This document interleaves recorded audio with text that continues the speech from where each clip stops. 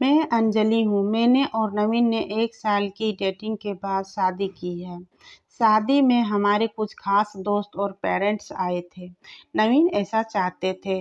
वे चाहते थे कि शादी शॉर्ट और सिंपल ही रहे। हम लोग यहाँ बड़े शहर में काम करते हैं। नवीन के माता-पिता गाँव में ही रहते हैं।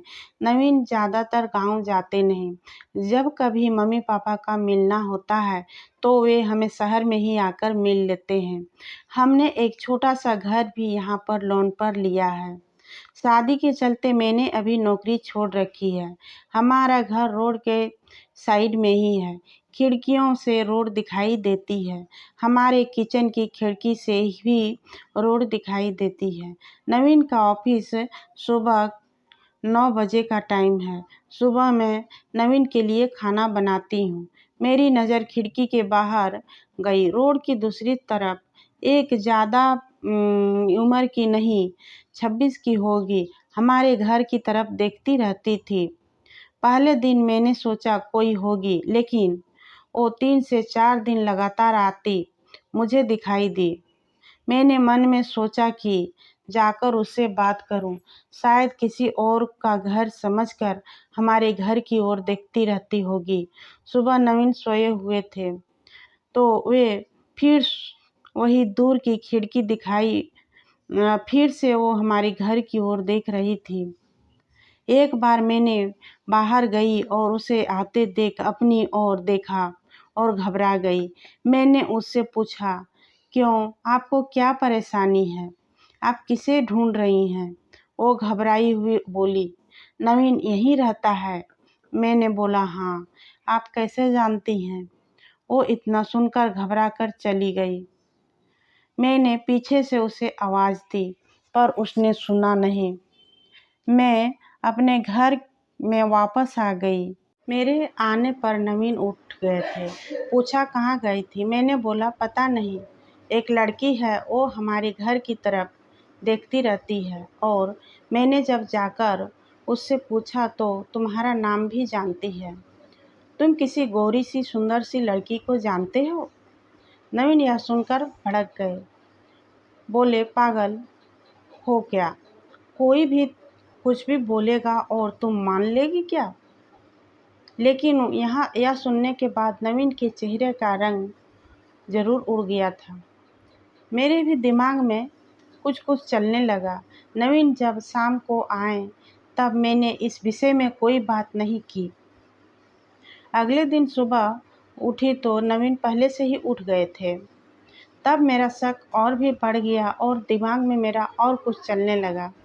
मैं किचन में गई तो किचन की खिड़की जो थी वो लगी हुई थी और बड़ी मुश्किल से खोलने पर खुलती थी। मेरी कोशिश कर रही थी, लेकिन ऊपर की कुंडी मुझसे नहीं खुल रही थी। मैंने बहुत कोशिश की और मैं नीचे की कुंडी हमेशा लगाती थी, लेकिन आज खिड़की के ऊपर वाली कुंडी लगी हुई थी।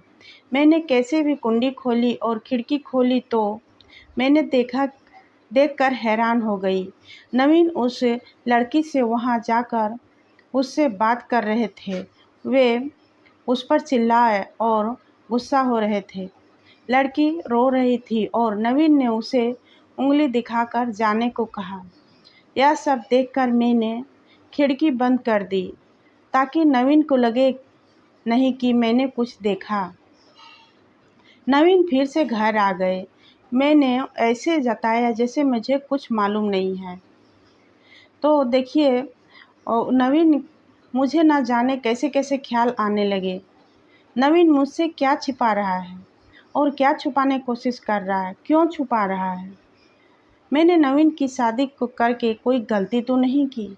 आखिर वो लड़की कौन है और नवीन उस पर गुस्सा क्यों हो रहा था? नवीन के जाने के बाद मैंने नवीन के सारे दोस्तों को, जिन्हें मैं जानती थी, उन्हें फ़ोन किया, लेकिन किसी को भी उस लड़की के बारे में पता नहीं था। मेरी समझ में नहीं आ रहा था कि क्या हो रहा है। नवीन से पूछना चाहती थी, लेकिन मुझे पता था कि वो झूठ बोलेगा। उसके बाद मैंने उस लड़की के घर आसपास नहीं देखा। यह सब सोचते सोचते मेरी तबीयत बिगड़ने लगी और ना जाने क्यों मेरी तबीयत में सुधार नहीं हो रहा था। नवीन मुझे बोलता था कि क्या हुआ है, अपना ख्याल रखो, डॉक्टर के पास जाओ, लेकिन अब मुझे उसकी बातें बिल्कुल अच्छी नहीं लगती थी। एक दिन जब मेरी हालत ज़्यादा खराब हुई तो मैंने ऑटो लेकर पास के अस्पताल में गई। डॉक्टर से अपनी दवाई लेने के बाद मैं अस्पताल के पार्क में बैठी थी। अस्पताल में मुझे वो लड़की फिर से दिखाई दी। उसे देखते ही मेरी बीमारी पता नहीं कहाँ भाग गई।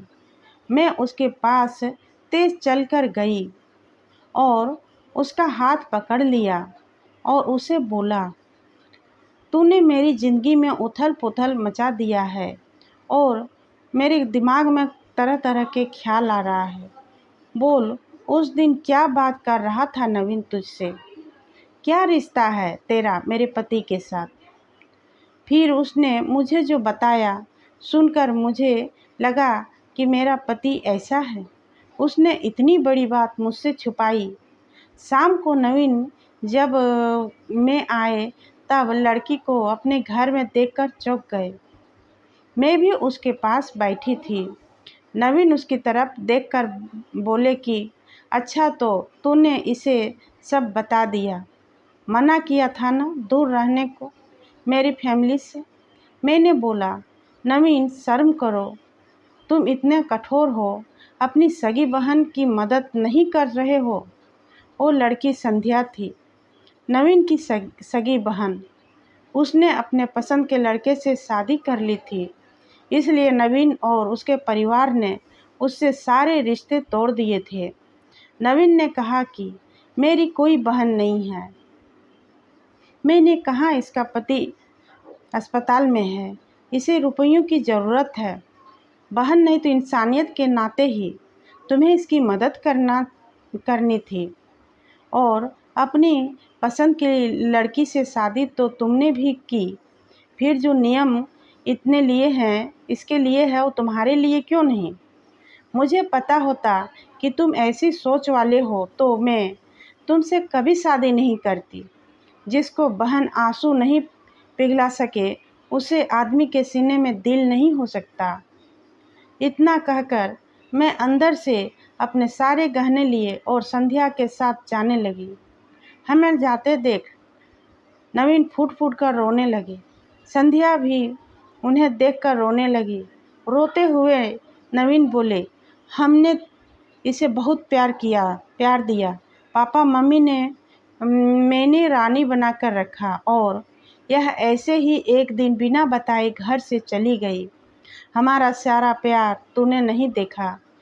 इसके लिए मैं रात भर रोया कि कहाँ होगी, कैसी होगी मेरी बहन। तब इसे भाई और पापा की याद नहीं आई? अरे, मुझे तो कहती तो तुझे क्या करना है, ऐसी ही चली गई थी ना, अब क्यों आई? बहन भी बोली, भैया मुझे लगा आप लोग नहीं मानेंगे।